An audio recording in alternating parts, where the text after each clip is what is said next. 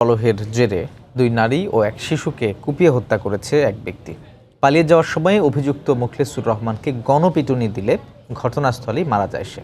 এই ঘটনায় আহত 5 জনকে হাসপাতালে ভর্তি করা হয়েছে। তদন্ত করে আইনি ব্যবস্থা নেওয়া হবে বলে জানিয়েছে পুলিশ। বাহার রায়হানের তথ্য ও ছবি নিয়ে রিপোর্ট। পুলিশ জানায়, বুধবার সকালে দেবিদ্বার উপজেলার রাধানগর গ্রামের রিকশা চালক মোখলেসুর রহমানের সঙ্গে স্ত্রী রাবেয়া আক্তারের পারিবারিক কলহ হয়। ঘটনার এক পর্যায়ে স্ত্রীকে ধারালো দা দিয়ে কুপিয়ে হত্যা করার চেষ্টা করে সে। এ সময় তার স্ত্রী পালিয়ে গেলেও সামনে পেয়ে প্রতিবেশী আনোয়ারা বেগম ও তার শিশু ছেলে হানিফকে কুপিয়ে হত্যা করে মোখলেস। আরেক প্রতিবেশী নাজমা বেগম এগিয়ে এলে তাকেও কুপিয়ে হত্যা করে সে। পরে এলোপাতাড়ি কুপিয়ে আরও 5 জনকে জখম করা হয়।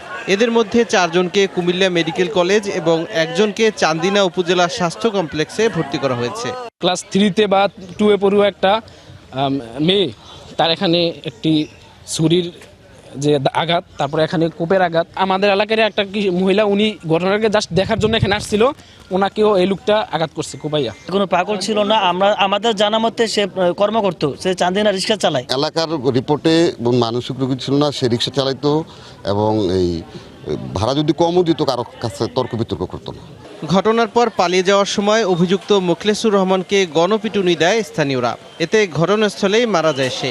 অভিযুক্ত মোখলেসুর রহমান মানসিক ভারসাম্যহীন ছিল বলে ধারণা করছে পুলিশ। মোখলেসের আঘাতে 3 জন মারা গেছে আর মোখলেস গণপিটুনিতে মারা গেছে। তার মানে টোটাল যে 4 জন এখন পর্যন্ত নিহত।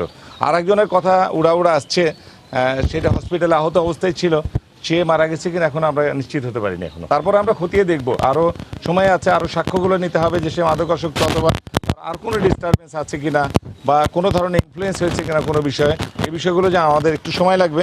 আহতরা আশঙ্কামুক্ত জানিয়ে তাদের চিকিৎসায় সব ধরনের সহায়তার আশ্বাস দিয়েছেন পুলিশ সুপার। সময় সংবাদ, কুমিল্লা।